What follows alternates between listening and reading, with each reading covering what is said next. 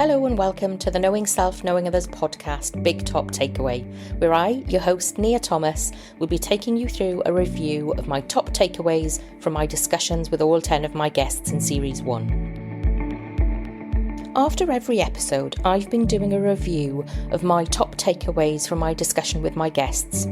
In this bonus episode, I'm going to be bringing together all of those reviews for you, in case you haven't had a chance to read my top takeaways article or catch up on any of my video clips on TikTok and YouTube.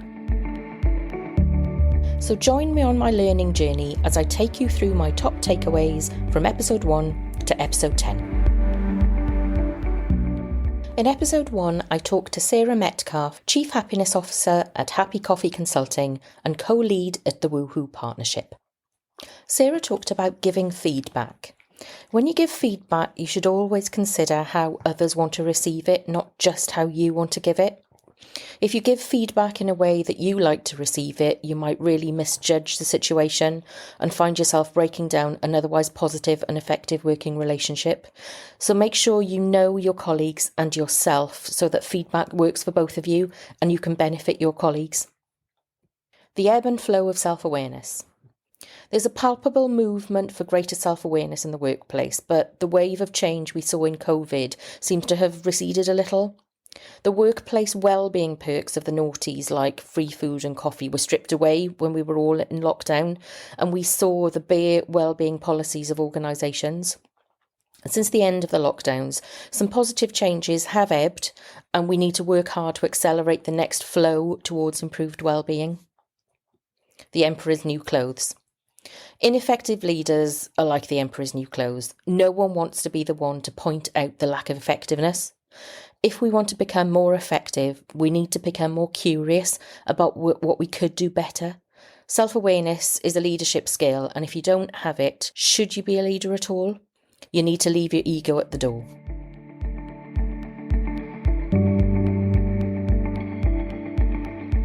In episode 2, I talked to Sally Evans, who's an organisational psychologist, now working in the area of organisational development, leadership development. She's also an international consultant, an executive coach, a facilitator, and a doctoral student. Sally talks about the power shift. In recent years, and more so because of COVID, the power shift has changed from employers to employees. We've really seen this with the improvement and development in the areas of employee engagement and well-being over the last two years. And home working is another key factor in that power shift. Shadows. When we're in leadership, we cast a long shadow. I hadn't heard this saying before, but it's absolutely true. Leaders and organisations impact a great number of people, and if we're not aware of this and the impact we have on others, we can negatively impact individuals and our organisation. What questions? Use what questions to develop your self-awareness. Rather than reflecting on and getting others to give you feedback on how did I do, start asking what questions. What can I do differently? What can I do to help you? These questions draw out far more useful and practical information and feeds forward rather than feeds back. And this is exactly what the brilliant Tasha Eurich says in her book, Insight. When a team says no, when you've developed the culture and confidence across your team that allows them to disagree with you in an open, constructive way, you know you've achieved that psychological safety that helps teams problem solve, innovate and grow. We also talked about barriers. When leaders are lacking in reflection and thinking time and suffering from stress and exhaustion, all of these things form barriers to effective self-awareness and effective leadership. Leaders who want to reflect and have the ability to reflect are really impeded by doing so when there's a lack of time, exhaustion and stress.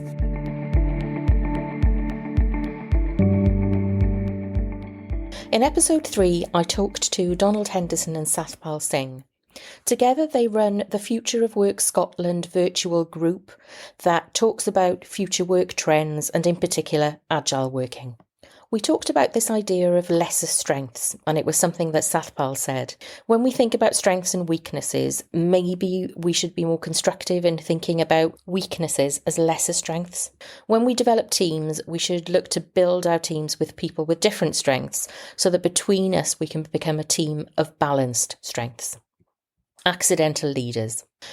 In its development course, the Chartered Management Institute talks about the accidental leader, and generally it means those that have been promoted due to technical skills, but without the management and relational skills and training to build, develop, manage and lead successful teams.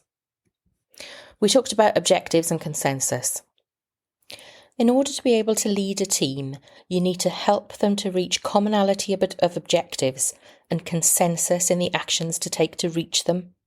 To do this, you need to have relational skills to enable people to help them come together and work together. And we talked about nurturing others.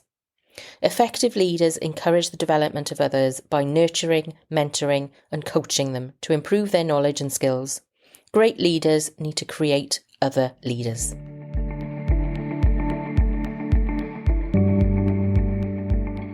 In episode 4, I spoke to Alison Smith, who's the author of Landscaping Your Life.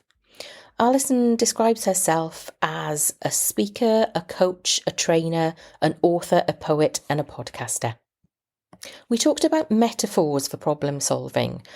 Metaphors allow you to step out of your logic and view problems and problem solving from a different perspective. Can't see the wood for the trees is a metaphor that Alison uses that allow people to look at solving problems, regaining your vision from a very different perspective on the problem that you're actually experiencing at the time. From another perspective. All the reasons you have on your list for why you resist change are likely to be the same as those on the list of someone else. So be aware and consider the change you're trying to instigate and consider all of those resistors on your list. Explore different styles of communication and behaviour to undermine those resistors and move you to a position where you can achieve the change you want. Authenticity. The more self-aware you become, the more layers you're able to peel away to reveal your authentic self. When people appreciate that your behaviour is coming from a place of awareness and authenticity, they're more able to respond positively to you. When people cover themselves in layers and mask their true selves, it makes relationship forming much more difficult. We have to own and accept all of our parts, good or bad. The meaning of the communication is the response you get. If people understand what you're saying in a way that you didn't intend, it's not their understanding that needs a refresh, but rather your communication of the message. They're not getting it wrong, your communication just isn't reaching them.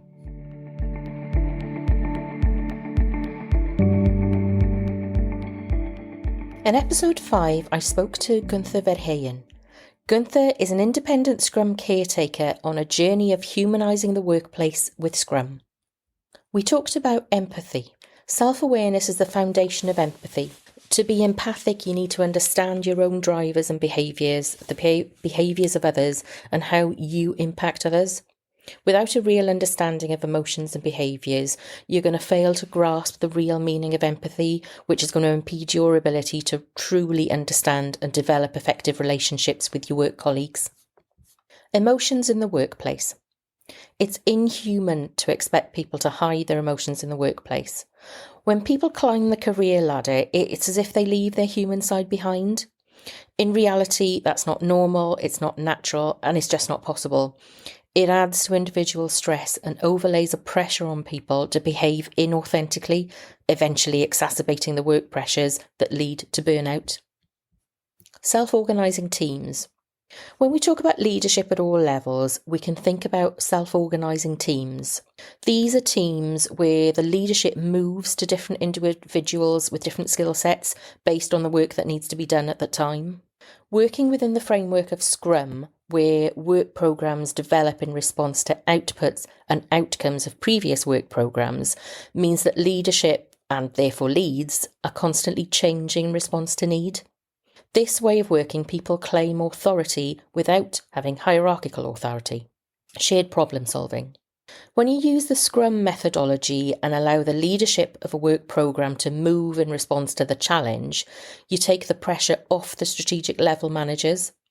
In the industrial paradigm, where the traditional command and control management structure dominates, there's an expectation for those at the top always to have the answers. With Scrum and leadership rotating through a team, it takes the pressure off those senior managers and allows them to operate in a more human-centric way. Change combats obsolescence. Unless companies become more flexible, agile, responsive, innovative, and able to capitalise on unforeseen opportunities, they're going to become obsolete. In doing so, they need to engage their people, particularly those in the quiet quitting group, as a way of ensuring they remain relevant to the market. The turnover in the world's top 50 and top 100 companies is increasing. Companies that are entering and leaving the list are increasing, and the time they're spending on the list is decreasing, meaning that the relevance to the marketplace is key to ongoing survival. Unless companies embrace change, they're just doomed to fail. The Knowing Self, Knowing Others podcast is sponsored by LCVA Services, a multi-award-winning, trailblazing virtual assistant company. Do you struggle to find the time to complete your essential and time-consuming administrative tasks? Is social media taking up too much of your time? In today's competitive, fast-paced world, it can be overwhelming trying to do it all and still have the time to focus on doing the things that you do best. If you need support to take your business to the next level, LCVA Services can help you. LCVA's talented team of virtual assistants can help you with administration and organisation, diary management, finances, inspiring social media posts and event organisation. LCVA's virtual presence means that location is no barrier and they already have happy customers around the world. Here's what some happy customers have to say. Thanks LCVA Services for event management support at the CIPD Wales People Management Awards. Laura is brilliant, exceptional organisation and communication skills, and always uses her initiative. We love that we can leave our business in her safe hands and feel confident that she will manage and stay on top of things in our absence. Would 100% recommend Laura and LCVA Services. Book your discovery call with Laura Payne, Director at LCVA Services now at lcvaservices.com.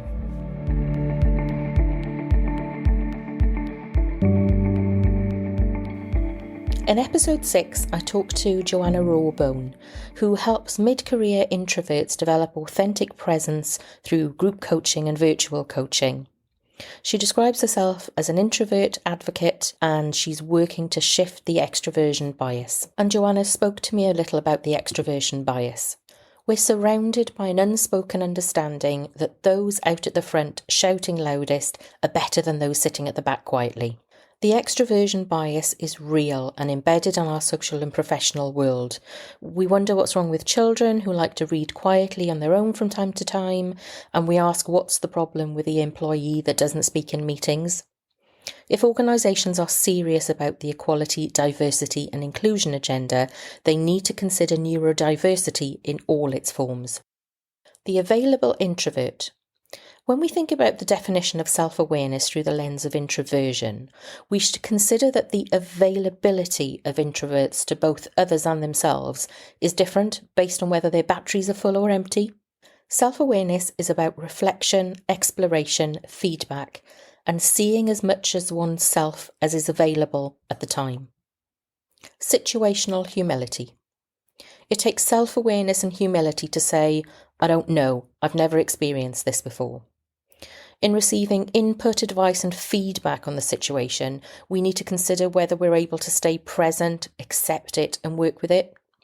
We all have a learning process to go through to receive feedback constructively and effectively, and having the humility to be vulnerable and the confidence to be open to feedback are two essential early steps.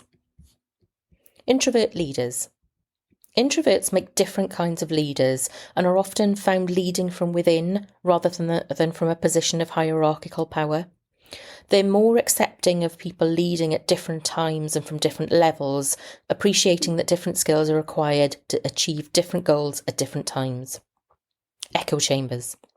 When leaders surround themselves with people like them in a space where they aren't afforded the space to speak up, an echo chamber is created, which is really unhelpful for improving leader self-awareness.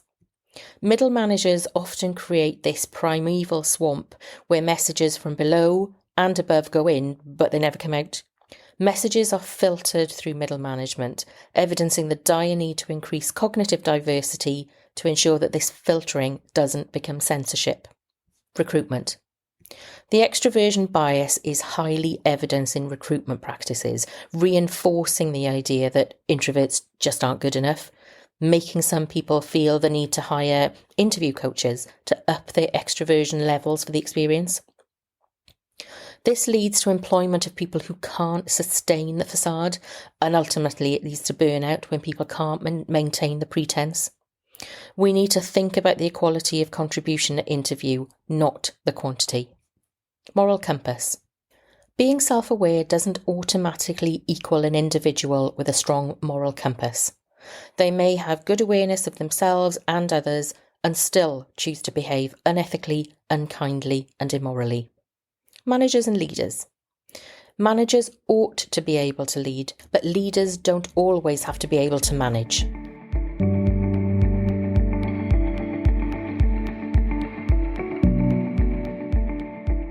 In episode 7, I spoke to Alison Lagier, who is now retired from the Welsh National Health Service, but had a number of roles from mental health nursing to Director of Planning to an interim Chief Executive. Alison spoke about reflection in clinical practice. Clinician self-awareness impacts on clinician behaviour and therefore clinician interactions with their patients. As a part of training, learning and development, clinical supervision is a key component of identifying thoughts, beliefs and reflecting on behaviour in practice. Clinical supervision between clinician and supervisor establishes that habitual reflective practice that is equally valuable in clinical roles as non-clinical roles. Power and impact. Regardless of whether a strategic leader is comfortable or accepting of their power of position or not, others around them will behave in response to that perceived power. It's the role of that strategic leader to ensure that others' perceptions don't become barriers to engagement and achieving goals. Leaders have got to be aware of their impact on others. Just walking into a room has an impact. With an awareness of impact comes the need to be adaptable, the need to listen and the need to have a genuine desire to understand other people's points of view. Strategic leaders need to find a way to talk to colleagues about their goals and to be aware of the impact of all of their behaviour, to bring people along the journey with them. Always ask, what will be the impact on the patient? What will be the impact on the staff? Unofficial influencers. The unofficial influencers are those without those leadership titles that can both help and derail the achievement of goals. They can be really skilled at listening, speaking confidently, and detangling others' challenges and presenting those challenges to others. They're often able to articulate issues on behalf of other people, and they have intuitive skills that bring people together. As a strategic level manager and exec, it's really important to recognise those individuals and bring them along the journey to achieving goals. It's important to use the right people for the right job. Find the people with the skills and give them the opportunity to lead and represent voices, teams and organisations. Engage everybody.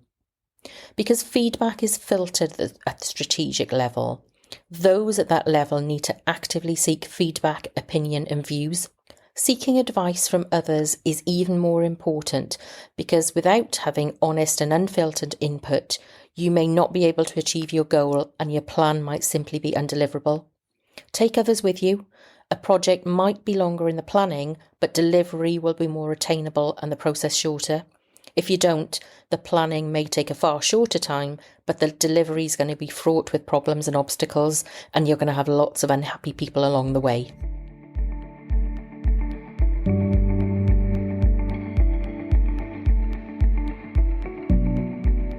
In episode 8, I spoke to Robertson Hunter Stewart, who has extensive experience in the hotel industry. He's also an author, keynote speaker, and leadership and management consultant and coach. We talked about flipping the mirror. An effective way to develop your self-awareness is to be constantly asking yourself, how did I do? Did I interrupt that person? Could I have done that any better? In doing that, thinking about your behaviour from the viewpoint of the person on the other side of the mirror can be really helpful. Think about how you appear not just in the mirror to yourself, but the mirror from the perspective of people looking in. You'll never know the answer to everything. If you don't know the answer, find your confidence to say so. When you acknowledge what you don't know, you've got the chance to learn and develop. If you tell a fib and a little white lie to cover up your lack of knowledge, you'll find yourself in a tricky situation when it's discovered later on down the line. Behaviour is all-encompassing. As a leader, model the behaviour you want to see in all situations. Rob gives the example of a manager telling people off about not being nice to customers, and the manager is using a very negative method to try and elicit this positive behaviour, which, when you think about it, is pretty counterintuitive. If you want staff to be nicer to customers, be nicer to your staff. Taking the weight. When there's an ineffective executive leader in an organisation, the senior management team might have to take the weight of responsibility in leading the organisation and delivering on objectives. The ability of those senior managers to take the weight depends on the severity of the ineffectiveness at the executive level. When the lack of competence radiates beyond that senior team, the future of the organisation is then really under threat. Followership. Followers are innately aware of what effective leadership is, and followers who have experienced effective leaders will become effective leaders and put into practice the behaviour they've observed and experienced.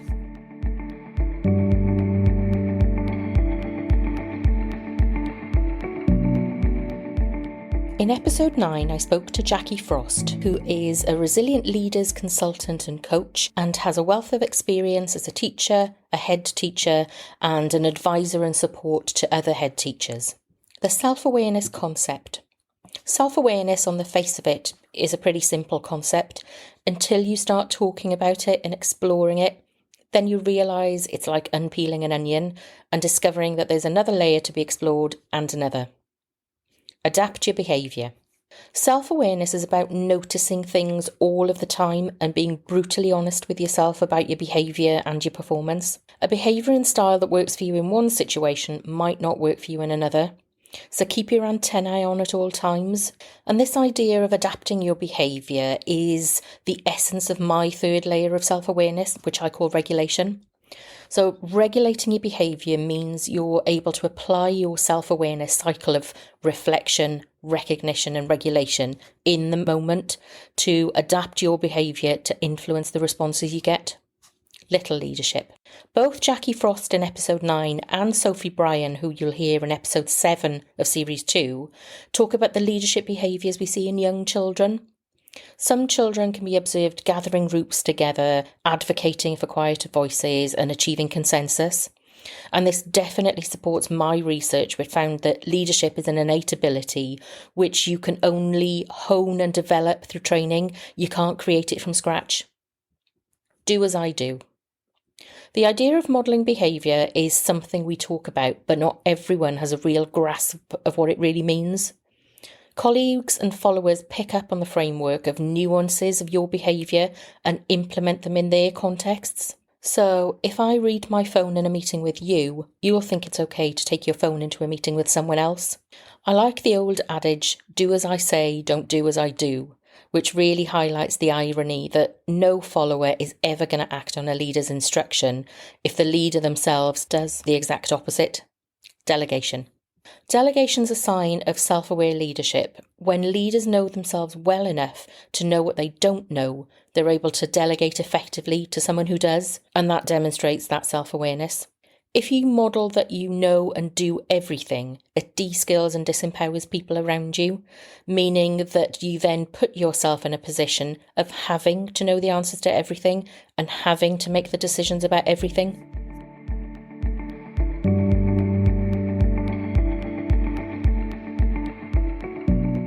In episode 10, I spoke to Matt Stone, who helps mid-market companies humanise their growth strategy.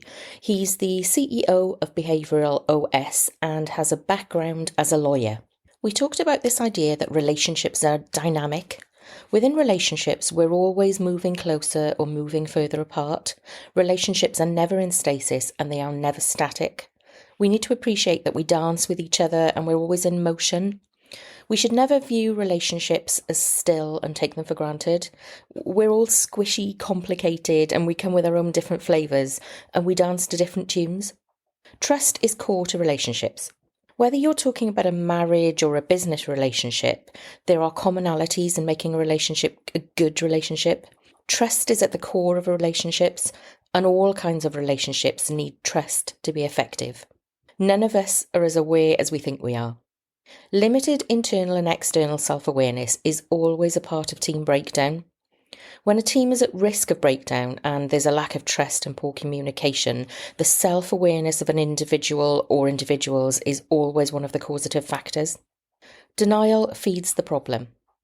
Taking stock, recognising problems and taking responsibility moves you from denial to acceptance of the existence of a problem. Once you've accepted its existence, you have to take 100% responsibility for your 50% of the relationship.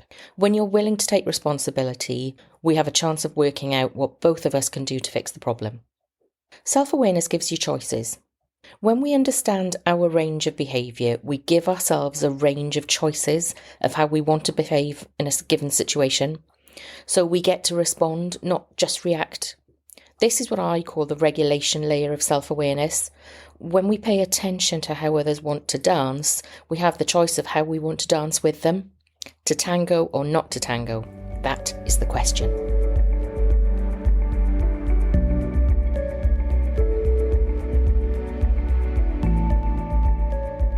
Thank you for joining me, your host Nia Thomas, on the Knowing Self, Knowing Others Big Top Takeaway of Series 1. Remember to bookmark the Knowing Self, Knowing Others podcast on your favourite podcast player so that you're notified when the first episode of Series 2 goes live on the 2nd of January 2023. When I did a poll on LinkedIn asking people where they mainly listen to my podcast, they said they listened on their commute, so I'm going to be bringing you the Knowing Self, Knowing Others podcast every other Monday in Series 2, ready for your commute. Rates, reviews and recommendations from you are the best way to get the word out about the Knowing Self, Knowing Others podcast.